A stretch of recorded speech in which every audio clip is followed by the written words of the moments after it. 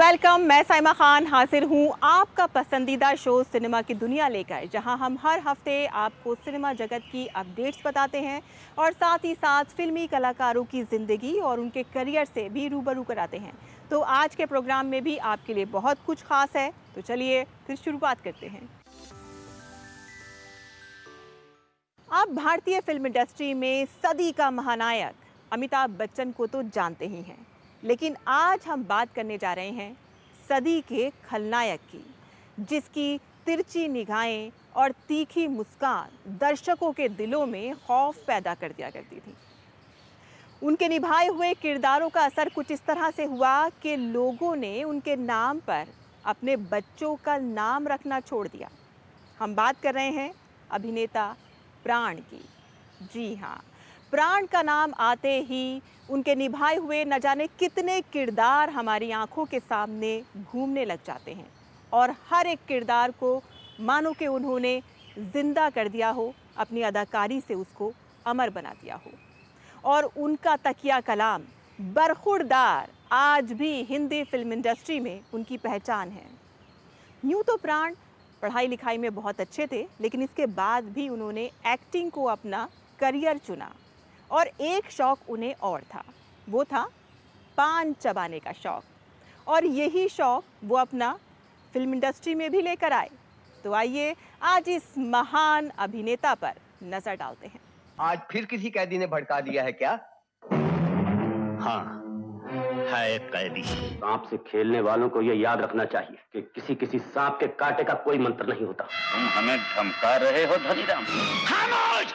लूट मार करना हमेशा पाप है कि ये धर्मात्मा लोग कभी कभी भगवान को भी धोखा देते हैं और ऊपर से गाते हैं, मैं मूर्ख क्या जानूं मैंने क्या खोया क्या पाया। हिंदी सिनेमा के सदाबहार कलाकारों की जब भी चर्चा होगी तो अभिनेता प्राण का जिक्र जरूर आएगा। प्राण, जिनके चेहरे पर हमेशा भावनाओं का तूफान नजर आता है, जो अपने हर किरदार में जान डालते हुए ये एहसास करा जाते हैं कि जैसे ये किरदार बस उन्हीं के लिए बना है। रास्ते में हर कदम पर दुआ मांगना तो यही दुआ मांगना, तुम जेल में जाओ मगर रघुवीर सिंह की जेल में न जाओ। उनकी संवाद अदायगी की शैली को आज भी लोग भूले नहीं हैं। हमारे खानदान में आज तक न किसी ने नौकरी की है और न कोई करेगा। वही पार्टनरशिप की बात तो न वो हो सकती है और न होगी। शेर और बकरी जिस घाट पर एक साथ पानी पीते हो, वो घाट न हमने देखा है और न देखना चाहते हैं। प्राण कृष्ण सिकंद का जन्म 12 फरवरी 1920 को लाहौर में हुआ था। उन्हें भारतीय फिल्मों का एक आइकॉन माना जाता है। प्राण के पिता कृष्ण सिकंद पेशे से सिविल इंजीनियर थे और उनकी मां का नाम रामेश्वरी था। वे पढ़ाई में अच्छे थे, लेकिन उन्होंने अपने पिता के नक्शे कदम पर नहीं चलने का फैसला लिया। प्राण जब 1940 के दशक के शुरुआती सालों में एक फोटोग्राफर के स्टूडियो में काम कर रहे थे, तब उन्हें पहली बार अभिनय का मौका मिला। उन्हें पहला रोल पारंपरिक रामलीला में मिला, जहां उन्होंने सीता का किरदार निभाया। वे किसी भी किरदार में उतर जाने में माहिर थे और उनकी यही कला उनकी खासियत बनी। एक अभिनेता के तौर पर प्राण को पहला मौका 1940 की पंजाबी फिल्म यमला जट में मिला, जिसमें उनकी सह अभिनेत्रियां नूरजहां और दुर्गा खोटे थीं। प्राण जल्द ही लाहौर की फिल्म इंडस्ट्री में जाना माना नाम बन गए। साल 1947 में भारत के बंटवारे के बाद बॉम्बे आने से पहले तक वो 20 से ज्यादा फिल्मों में काम कर चुके थे। बंटवारे से पहले की प्राण की 2 फिल्में तराश और खाना बदोश पाकिस्तान में ही रिलीज हुई। बॉम्बे आने के बाद प्राण की दोस्ती मशहूर लेखक सादत हसन मंटो से हुई, जिन्होंने उनके नाम की सिफारिश फिल्मकार शाहिद लतीफ से की। आजाद भारत में प्राण की पहली फिल्म लतीफ के निर्देशन में बनी 1948 की जिद्दी थी, जिसमें उन्होंने कामनी कौशल और देवानंद के साथ काम किया। इस फिल्म के कामयाब होने से प्राण का करियर चल पड़ा और उन्होंने कभी पीछे मुड़कर नहीं देखा। संवाद बोलने के बेहतरीन अंदाज, खतरनाक गेटअप और दमदार अभिनय शैली ने प्राण को दूसरे अभिनेताओं से अलग पहचान दिलाई। और देखते ही देखते उनका नाम रुपैले पर्दे के महानतम खलनायकों में शुमार होने लगा। उन्होंने ऐसा रुतबा कायम किया कि फिल्मों के क्रेडिट में उनके नाम को खास तौर पर दिखाया जाने लगा। शायद तू ये भूल गया कि इस जमीन पर फतेह खां अकेला पैदा नहीं हुआ है, उसके साथ उसकी भला की जिद भी पैदा हुई है। रुपैले पर्दे पर खलनायक का मतलब प्राण ही समझा जाने लगा। अगर इन दशकों में प्राण के आइकॉनिक रोल की सूची पर नजर डालें तो इनमें आह, आजाद, देवदास, चोरी चोरी, जागते रहो, तुमसा नहीं देखा, मधुमती, अमरदीप, छलिया, जिस देश में गंगा बहती है, जब प्यार किसी से होता है, दिल ही तो है, दिल दिया दर्द लिया, राम और शाम शामिल हैं। अपने किरदारों को स्क्रिप्ट की बंदिशों में बांधने के बजाय उन्हें नए क्लेवर में पेश करने की वजह से प्राण आम तौर पर दिखाए जाने वाले खलनायकों के किरदार से जुदा थे।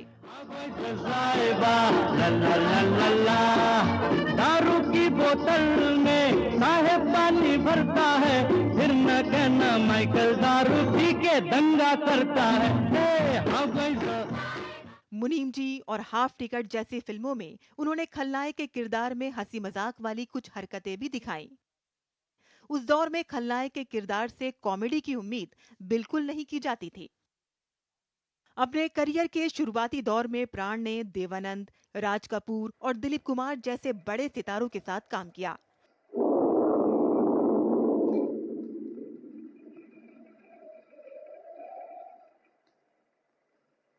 कितनी भयानक रात है। बस बातें बनाने आए हो या तस्वीर बनाने? चुपचाप अपना काम किए जाओ। उन्होंने अगले 6 दशकों तक नई पीढ़ी के अभिनेता और अभिनेत्रियों के साथ कंधे से कंधा मिलाकर काम किया।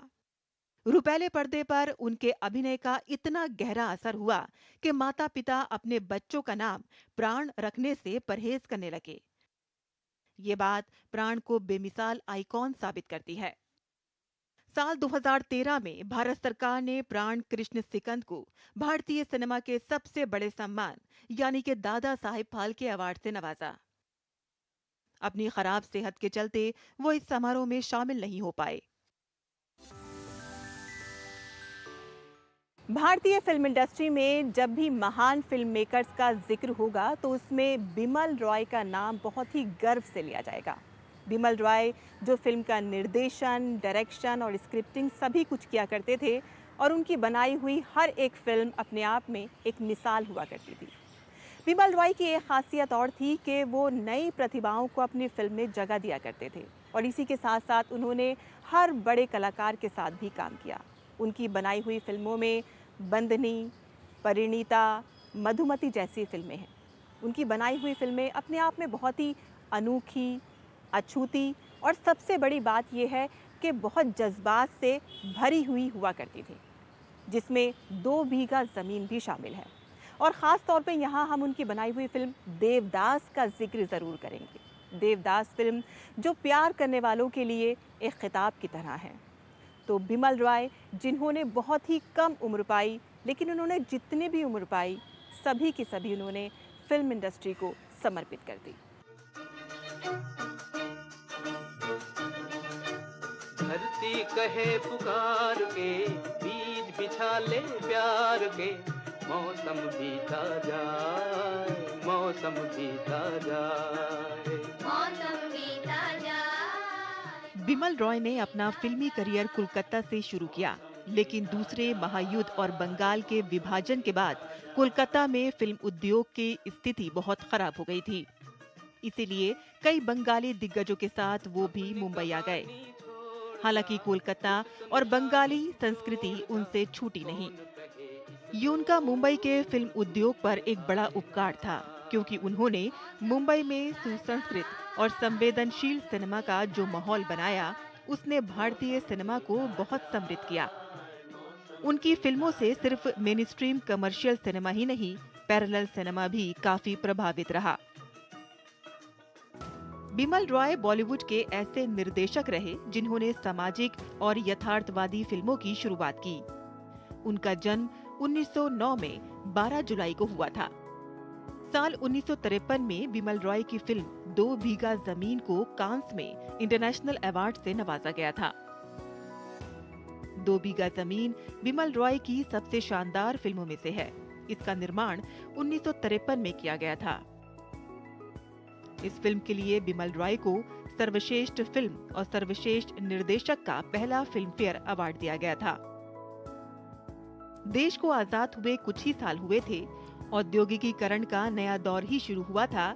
इसी को आधार बनाकर ग्रामीण जीवन में आए तूफान की कहानी का ताना बाना संगीतकार सलील चौधरी ने बड़े ही मार्मिक ढंग से बुना। संगीतकार सलील चौधरी को बिमल रॉय ने दो बीघा जमीन के लिए हिंदी सिनेमा में पहला ब्रेक दिया था। फिल्म दो बीघा जमीन की कथा शंभू महतो नाम के एक छोटे किसान की कहानी है, जिसकी भूमिका बलराज साहनी ने निभाई है। वो अपनी दो बीघा जमीन पर खुद मेहनत कर अपने छोटे से परिवार, पिता, पत्नी और बेटे के साथ सुखी जीवन व्यतीत कर रहा था। अब की अगर फसल अच्छी हो गई तो नथुराम सोनार से तेरी वो पायल की जोड़ी छुड़ा लाऊंगा। वो अपनी कम आमदनी के बावजूद परिवार के साथ खुश था। इसी दौरान शहर के कुछ उद्योगपतियों के साथ मिलकर गांव का जमींदार एक फैक्ट्री लगाना चाहता है। जमींदार की जमीन से ही सटी शंभू महतो की दो बीघा जमीन भी है।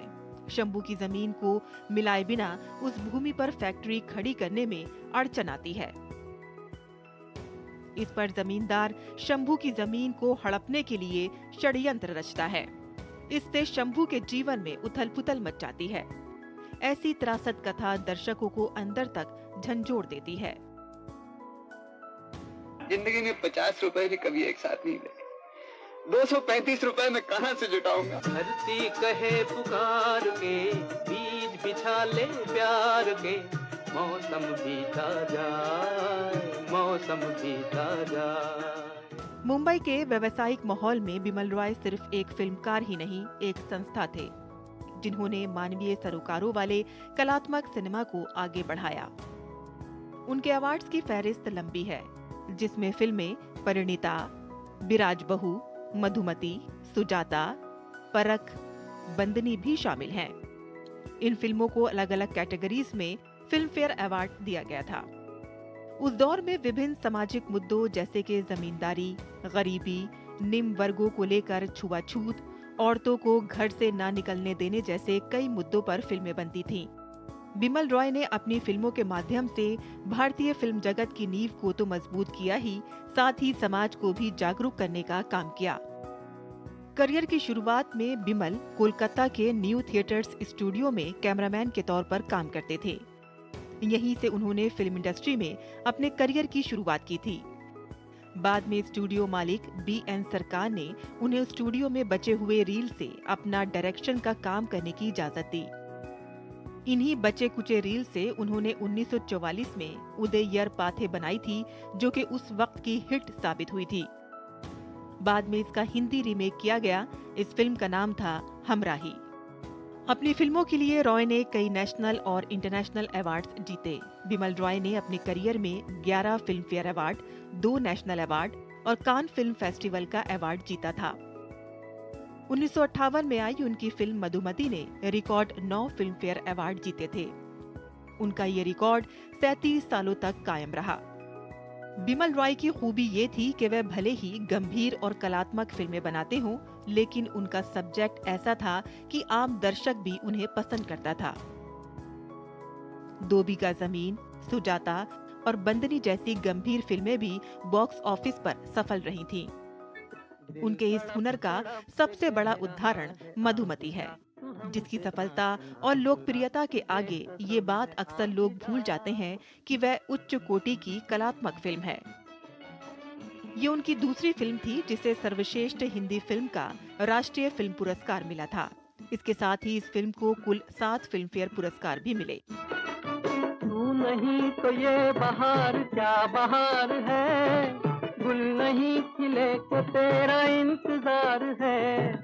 तू नहीं तो ये बहार क्या बहार है, गुल नहीं खिले के तेरा इंतजार है, के तेरा इंतजार है। अभिनय सम्राट दिलीप कुमार ने बिमल रॉय के साथ 3 फिल्में देवदास, यहूदी और मधुमती की, और तीनों ही सुपरहिट रहीं। बिराज बहू और देवदास वो फिल्में थीं जिन्होंने बिमल रॉय को हिंदी सिनेमा में स्थापित कर दिया। खास तौर से देवदास ये फिल्म टिकट खिड़की पर तो सफल हुई ही, इसके साथ ही इस फिल्म को कई पुरस्कार भी मिले। दर्शकों और फिल्म समीक्षकों दोनों ने ही इसे सराहा।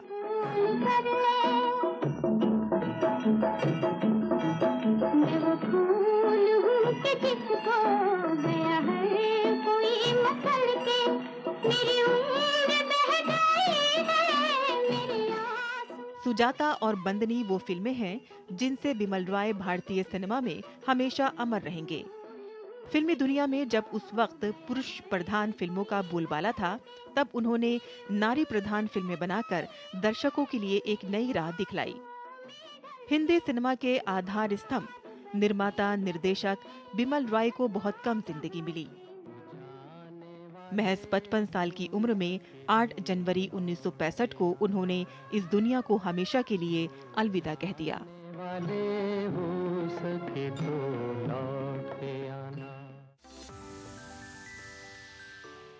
और अब हम बात करेंगे बहुमुखी प्रतिभा के धनी संजीव कुमार की।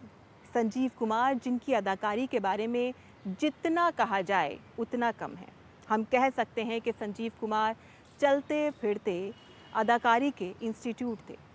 चाहे नायक हो, खलनायक हो, सहनायक हो, उन्होंने हर तरह के रोल्स निभाए और हर एक किरदार को उन्होंने अपनी अदाकारी से जिंदा किया है।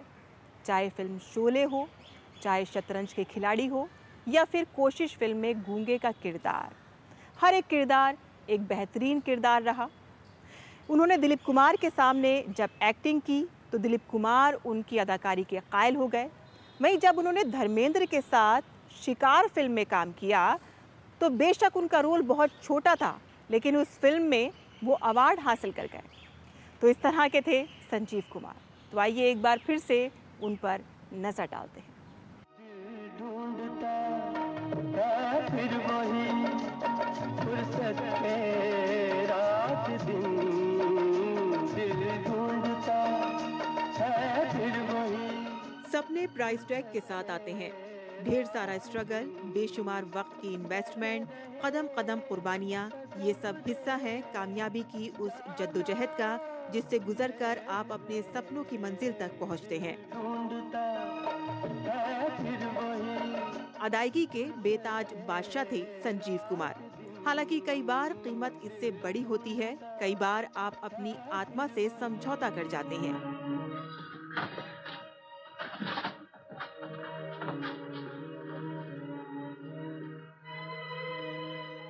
कई बार आप किसी का हक छीन लेते हैं, लेकिन इन सब बातों से परे थे संजीव कुमार, जिन्हें प्यार से हरिबाई कहते थे। हर एक फिल्म को अहमियत देना और शिद्दत से काम करना उनकी आदत थी। आप अपनी फिल्मों में इतने व्यस्त रहते थे कि खुद की सेहत पर गौर नहीं कर पाते। ये जो फूलों की बेलें नजर आती हैं ना, दरअसल ये बेलें नहीं है, अरबी में आयतें लिखी हैं। इसे दिन के वक्त देखना चाहिए, बिल्कुल साफ नजर आती है। दिन के वक्त ये सारा पानी से भरा रहता है। दिन के वक्त जब ये फुहारे कहाँ आ पाऊंगी मैं दिन में। उनका मानना था कि आप सफल हो जाते हैं, फिर किसी सुहानी शाम पलटकर देखते हैं तो पाते हैं कि आपका सफर बेदाग नहीं है। अपनी जर्नी बेमिसाल रही है। आप सेल्फिश नहीं थे, खुद पसंद थे। मैम साहब, आज आप लेट हो गई। आज आप जल्दी आ गए साहब। अब से ऐसा ही होगा। आपका प्यार ही ऐसा है। हट। ऐसे वक्त आपको जो फीलिंग आती है उसे दुनिया के साथ शेयर करना हर किसी की बस की बात नहीं, लेकिन आपने फिल्मों में अपने किरदार को जिया। जहां वालों के आगे मौजूद अपनी नायक की छवि को ध्वस्त करने का साहस सब में नहीं होता। आप उस भावना को दबा देते हैं और अदायगी में जिए चले जाते हैं। महज कुछ लोग ही होते हैं जो अपनी कमियों को, ज्यादतियों को, बेहिसी को कबूल करने का हौसला रखते हैं। इसीलिए संजीव कुमार एक बेहतरीन अदाकार थे जिनके फन से आज भी सब वाकिफ हैं। तो आज की रात चांद डूबेगा नहीं, रात को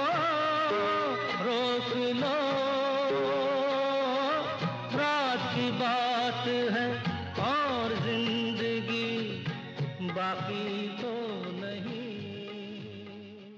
वह उन हौसलामंद लोगों में से एक थे जिन्होंने जिंदगी की नाइंसाफियों को भी फराख दिली से कबूल किया। उनके अल्फाज न जाने जिंदगी का कितना फलसफा समेटे हुए थे, न जाने कितनी अदायगी के तीर तरकश में मौजूद रहे इनके पास। हाल में किसके सहारे छोड़ जाते हो, खिलौना जान कर तुम तो मेरा दिल तोड़ जाते हो। एक फिल्म की बात करें तो संजीव कुमार के एक्टिंग टैलेंट को सत्यजीत रे की एकमात्र हिंदी फिल्म शतरंज के खिलाड़ी में देखा जा सकता है। मिर्जा, ये निहायत ही घटिया इल्जाम है हम पर। भला हम कभी ऐसा कर सकते हैं? आप हमें इतना इतना ओछा समझते हैं? आपने हमको धोखे दिए हैं। कितनी बार मोहरे बदले हैं, हमने कुछ नहीं कहा। नया दिन नई रात में संजीव कुमार एक ही फ्रेम में कई तरह के रोल करते नजर आते हैं। मेरा ड्रामे वाला भाई। ये भाई है या बहन है? जिसमें उनकी अदायगी का जौहर साफ जाहिर होता है। जरा हटिए ना। भान कहीं का। चलो। हर एक फिल्म में खुद को नोटिस करवाना एक उपलब्धि ही थी उनकी। ऐसे महान कलाकार को हम सब दिल से सलाम करते हैं।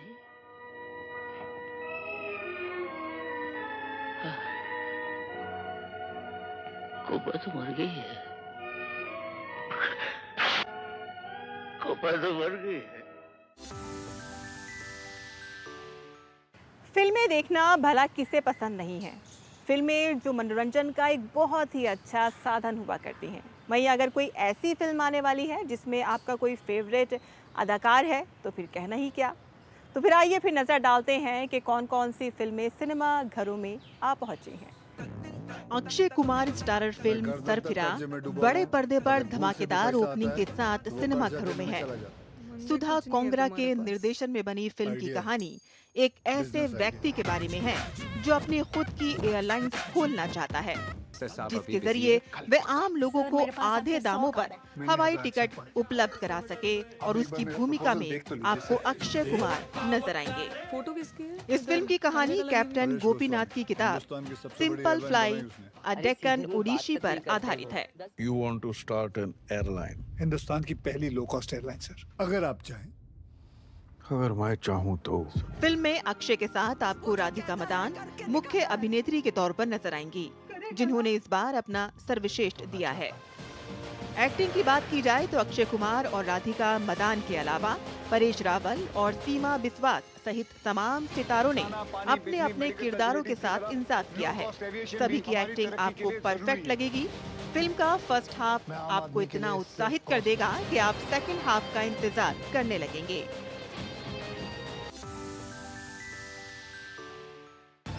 धर्मा प्रोडक्शन की फिल्म बैड न्यूज इन दिनों चर्चा में बनी हुई है। फिल्म में विकी कौशल, तृप्ति डिमरी और एमी विर्क मुख्य भूमिका में हैं। फिल्म के ट्रेलर ने दर्शकों का उत्साह और बढ़ा दिया है। ये फिल्म गुड न्यूज की तरह ही हास्य और दिल को छूने वाले पलों का मिश्रण पेश करने का वादा करती नजर आ रही है। ट्रेलर एक दिलचस्प कहानी की ओर इशारा करता है। इस फिल्म की चर्चा इसकी अनोखी स्टोरी लाइन की वजह से हो रही है। दरअसल फिल्म एक अजीबोगरीब प्रेगनेंसी के बारे में है। आप दोनों ही बाप हैं। तो शुरू करें। जिसमें गर्भ में पल रहे जुड़वा बच्चों के पिता दो अलग अलग शख्स हैं।